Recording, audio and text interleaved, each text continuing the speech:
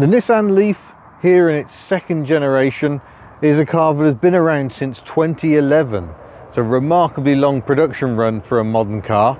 So I guess the key question is it still relevant today? Let's find out. So on the face of it, this second generation LEAF, introduced in 2018 or late 2017 for the 2018 season, it looks like a completely revamped car, owing very little to the previous model.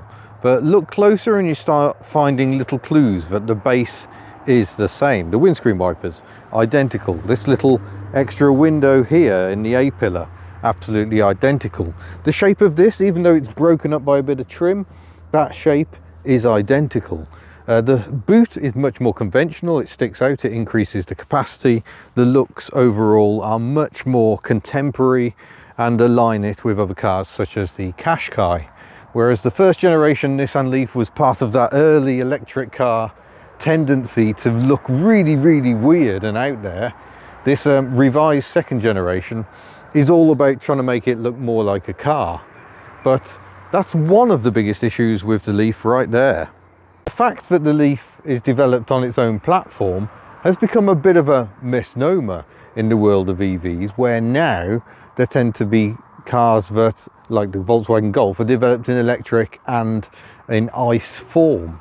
It's been felt there isn't actually that much compromise to do both. So having a car that stands out as being electric was, but that was something to celebrate back in the early 2010s. But 10 years on, when electric is so commonplace and a lot of electric cars look frankly so ordinary, it doesn't really stand out anymore. Even Nissan seem to be tiring of this platform, although they said they won't kill it until 2026. The Ariya is very much the focus of their attentions. Much more modern design, much more modern equipment under the skin, and very importantly, much better charging. Because you see, one of the biggest problems with the Nissan LEAF is right here under this flap. It's a CHAdeMO charge point, and they are becoming more and more rare. I think Nissan rather hoped that everyone would go CHAdeMO with their chargers in the future, but that's not how it's gone at all. CCS has become the standard, and that makes this car incompatible. I've already found myself up at the National Library of Wales, where they have a new bank. I've got 10 superchargers and a lot more fast chargers, and this car cannot use any of the rapid chargers. They are all purely set for CCS. So that is a problem unless you can charge at home. Now, to be fair, the way electric cars have gone and the way public charging has gone, you really want to be charging at home anyway. Running an electric car using only public charge points has become very expensive and is still just as frustrating as it ever was. Yesterday I spent 40 minutes trying to get this thing a charge in Aberystwyth because all the rapid chargers were busy. I just had to wait for someone to finish. So that aside, your charging is best done through these. These are the cables that come with the car. This is the Type 2 charger, and I don't know what the maximum rate is on this car. I shall ping it there. It will have a built-in charger to be able to exploit that, but you're going to be looking probably 6 to 8 hours to get a maximum charge through the Type 2 on this. There is in another bag here, that's your 13 amp plug cable, so you can just plug it into any socket anywhere in the UK. The downside being it will take a very long time to charge up. This car has a 62 kilowatt hour battery pack, and household electrics aren't really designed for pumping out that much unless you've got a charger fitted which allows you to use the Type 2 connector at your own home. That is by far the best way of doing electric vehicles. While we've got the boot open, it's time to talk about a few more negatives of the Nissan LEAF. A key one is, look at the height of the lip compared to where the floor is. That's not much cop at all. And I must tidy up the cables, but I've been using that one, so it's out of the bag and it's just loose because I've been using it. But here's another downside.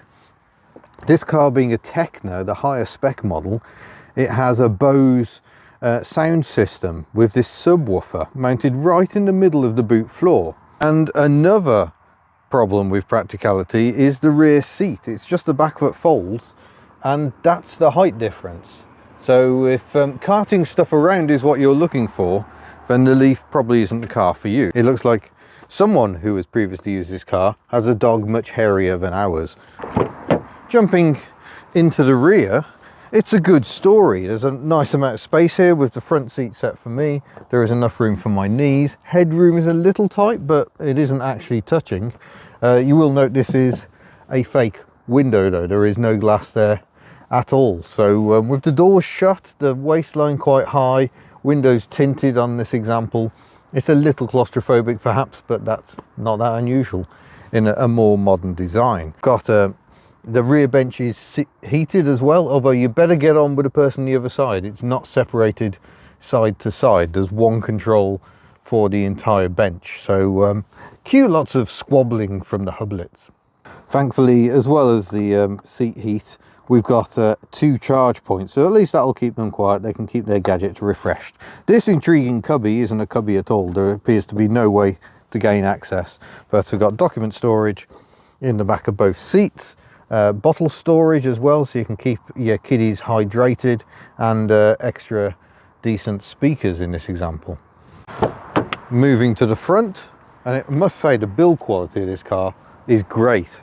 Just proof the Brits can actually build stuff properly if given suitable encouragement. I don't know what that encouragement is. Maybe they've got strong whips up at the factory in Sunderland, I don't know.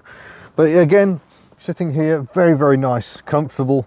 Doesn't seem to put too much head restraint into me, which is good. I find a lot of modern cars, the head restraint is really restrictive and kind of forces my head forward. This car doesn't do that. Visibility is okay. These pillars are quite chunky, but you have got the little window giving some relief from that.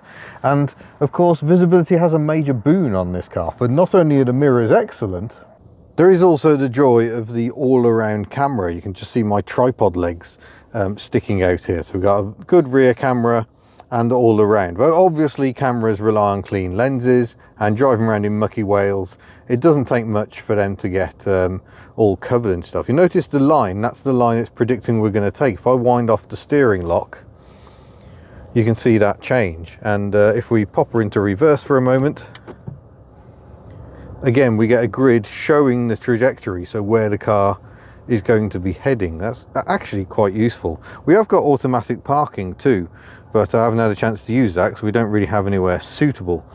You'll see I'm making use both of the heating and the heated seats at the moment, and indeed the heated steering wheel. My only complaint being that that button is pretty much impossible to see from the driving seat, as are these secret buttons for changing the brightness of the display and resetting the trip. Sorry, that's another problem. If I just turn that off and open the door, now it's beeping now because effectively it's running. If I put her in reverse, oh, she stopped doing it because I got out. Oh, she won't stay in reverse if I'm not in the car. But can you hear that?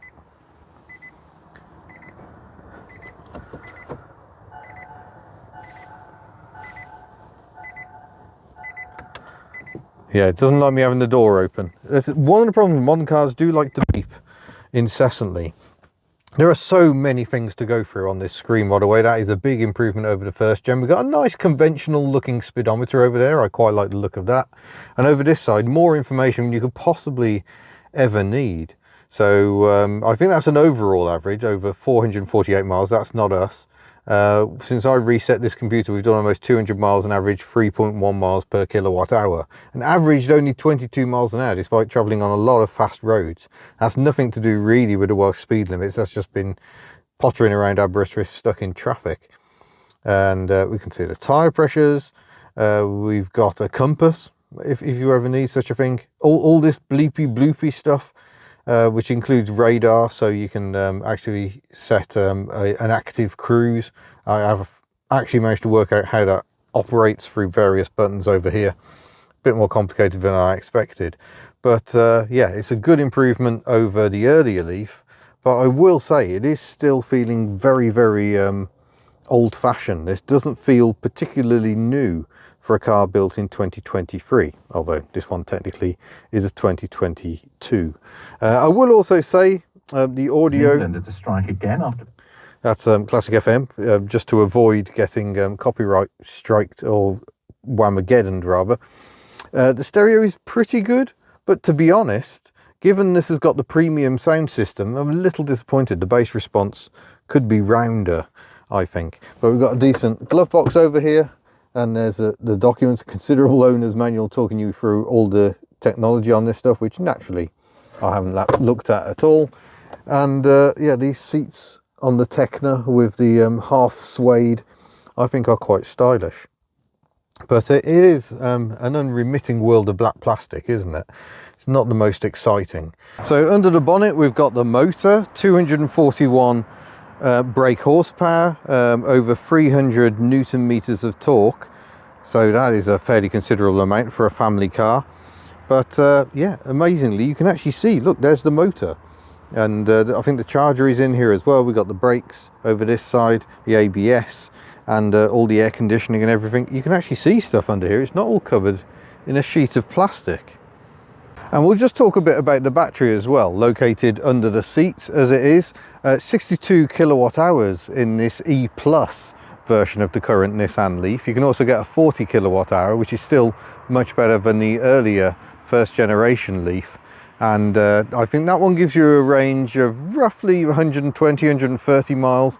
This one should take you over 200. The claim range 225, probably pushing it a bit, because of course no one is going to run it all the way to zero. And I find one of the biggest advantages of a bigger battery pack is you don't tend to charge it to 100% either. That's good for battery life, and it also means it's quicker, because it'll get up to 80-85% quite quick on a rapid charger, but that last 10-15% can take an age. The more electricity you've already got in the battery, the more difficult it is to get that last little bit in, a bit like blowing up a balloon, and you definitely don't want it to pop. Before we go for a drive, I just want to talk about the electronic handbrake. I think this is only featured on the Tekna, maybe also the N connector, which comes just beneath it in the model range. I far prefer a normal handle, but refreshingly, you can easily override this. It isn't an automatic apply. One of the things with electric cars is they may well be sitting around for a few days not being used, like any car really. And I find the big problem with an electronic handbrake is it automatically comes on when you lock the car or you turn it off. This doesn't do that. So you can leave the handbrake off. And living in Wales, where damp is a problem, that's great news, because you can find handbrakes seize on or just cause all manner of issues. It happened with a Fiat 500 electric we had last year. We parked it up for 3 days and the handbrake seized on completely. We really struggled to get it to release. I was having to try and just rock it backwards and forwards until it finally went bang and freed off. Not a problem here. You can actually leave the handbrake off. So nice one, this, and I appreciate the freedom to do that. Let's fire her up. I'll put my seatbelt on while we're waiting. All the gadgets and gizmos, of course, although by modern cars, probably not that brilliant. I wouldn't really know. I'm hardly Mr. Modern Car. But another thing about the battery in this, on the 62 kilowatt hour LEAF, the battery's a different make, and it has active temperature management, I believe. So it just helps with the battery life, helps extend that range. The Fiat also had such a thing, whereas earlier LEAFs and the lower spec 40 kilowatt hour don't have that, which means cold weather can have a very adverse effect on the battery pack. So this one much better in that regard. There's an e-pedal button here. I've got the e-pedal connected on. That means one pedal driving effectively. It works supremely well. I only really touch the brake pedal to turn the car on because it tells me I have to. After that, I'm just using the one pedal, and I'll just quickly demonstrate how that works. We'll plonk her into drive. We are into drive. No other indication. Handbrake's on, but it will automatic release as I ease the power on. So I've got my foot on the throttle now. I'll take my foot off and we come to a stop nice and smoothly with no extra effort on my part. So it means the first bit of travel on the pedal, you're really using that to moderate the regenerative braking. It's another huge advantage of EVs is they don't use the standard brakes that much because they use the regen. You're charging the battery up, the wheels become generators, and that's really good for boosting your range, as well as making you feel better. But instead of heat, you're actually generating some electricity. Instead, it helps you get down the road. I'm going to pop her out of eco mode which I've had her in almost constantly, and we shall come out, just straighten up a bit, and I shall give her a bootful. Wheel spinning at 30 miles an hour, still wheel spinning 60 miles an hour. Really too much power. The 62 kilowatt hour has much more power than the regular 40, and I argue whether it needs it. The original Leaf in 30 kilowatt hour form had 108 brake horsepower, I think, and over 200 pound-foot of torque. Sorry, no, over 200 newton meters of torque. And that worked really nice. That was a really nice amount. I question whether this car can actually handle that level of power. As you could hear, the traction control was going crazy. It's not a wet road, it's not a perfectly dry road. Seriously struggling for traction. Has horrible problems with torque steer as well. If you come out of a 30 and floor it, it's all over the road. So perhaps not necessary. I'm going to pop it back into eco mode again. Eco mode dulls down the throttle response, so you accelerate a bit more gently unless you really push down on the pedal. If you mash it into the floor, it will still go very, very quickly indeed. Quick shout out to Wales. We've just come into a 20 mile an hour speed limit.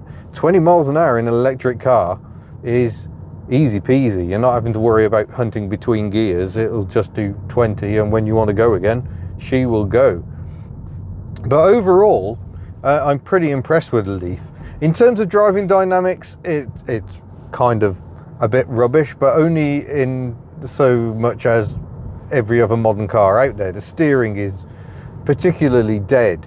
It's not an engaging car to drive. You're not desperate to chuck it into bends. It's competent, it goes around the bends, but it never ever gets approaching the word fun.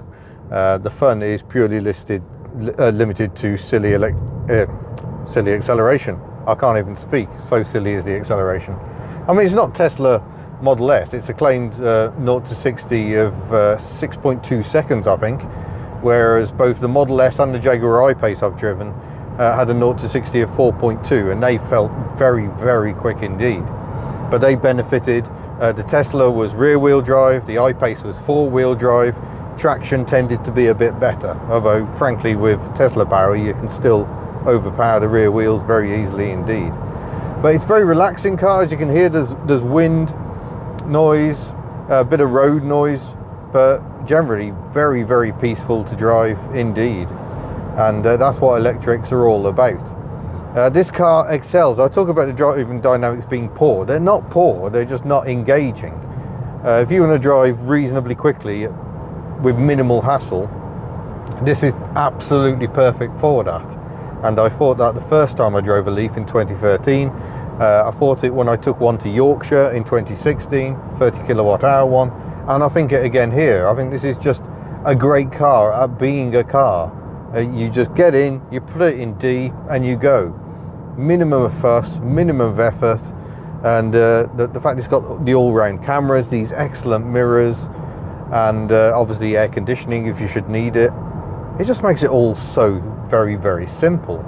It's just that big elephant in the room is the charging. At the moment, I don't believe you can get an adapter to convert this to CCS, but I did get tweeted by a company that is developing one. So that would be an absolute game changer for any Leaf owner, that you could use an adapter to go between a CCS charger and your CHAdeMO Leaf. That would change things enormously, especially on the used market. And I will just talk about the used market because a lot of people, you know, they like to bash the EVs and say after 8 years the battery will be scrap. We haven't really seen that, to be honest. There's taxi companies been using Leafs, putting over 100,000 miles on them, not seeing that much battery degradation. The Leaf I drove in 2013 is still on the road and is still being used. That's 10 years old now. It has seen some battery degradation, so I think it's lost probably 10 miles of range, and it only had about 60, perhaps 80 on a good day in the summer to start with. But the battery is far from scrap, and there are companies out there, if there's a bad cell in your battery, they can rebuild battery packs and put good cells in and level it all out. There's even one company I know was doing extended battery packs for the Leaf. So there is a lot developing to look after EVs going forward, and I think that's a wonderful thing. But yeah, the biggest game changer here, like I say, is the fact that this car will yeah, you don't need to charge it up all the time. You're not constantly thinking, where's my next charge? I've currently got 145 miles of range. The battery is at 62%. And if I turn the heat, oh no, I haven't got the heater on. That's probably why. Yeah, that'd do it. I've just got the steering wheel is heated, and that's keeping me warm, as well as the seat. And but to be honest, even when I got quite a big charge in, I charged her up to about 82% last night. Putting the heater on was only costing me 10 miles over that entire charge. So in terms of the big scheme of things, in terms of regular use, this isn't like those earlier EVs where you're almost scared to use the heater. In this, I tend to default it on. I've only turned it off now, mostly so we've got a bit of peace and quiet from the fan. But yeah, overall, I think the driving dynamics are not exciting in the slightest. Somehow very Nissan, but it's a very competent car. It covers the ground really nicely. And I was using the adaptive cruise, stopped behind some very slow people on the coast road last night, no chance of overtaking, just set the adaptive cruise, and then the car just sits at their speed. It slows down for the bends at the speed they're taking the bends. It kind of makes it very relaxing in a way most of my cars don't. I'm not going to get into environmental arguments about whether electric cars are better. It's pros and cons, and it isn't a clear-cut case one way or another. Yes, there's more carbon emissions in building an electric car, but it doesn't take that long for the payback period to kick in. So yeah, it's very much swings and roundabouts on that one. But yeah, overall, I still rate the Nissan LEAF as it is actually a very good electric car. You've got that slight elephant in the room of the charging, but if you're mostly home charging, that isn't even an issue. And like I say, people are trying to develop adapters so you can use the CCS chargers that are much more commonplace. There's kind of only two standards of rapid charger really in Europe, and CCS has become the top dog. So there we go. Is the Nissan LEAF still relevant? Yes, but you can feel that it is an aging design. That said, it still has an awful lot to offer, and I think in EV terms, I think the pricing is quite keen, especially of the lower spec models. They are rivaling some of the Chinese offerings from the likes of MG. The higher spec Tekna like this, we're talking sort of low 30s, which to be honest doesn't sound an awful lot different to how it did 10 years ago. So I think the pricing has remained surprisingly the same. But yeah, I still think these cars have an awful lot to offer, and are well worth checking out. Just bear in mind, if you do a lot of public charging, this probably isn't going to work for you. The CHAdeMO chargers are tending to fall by the wayside. But yeah, still as interesting as ever. So thank you very much for watching, and we'll see you soon. Farewell.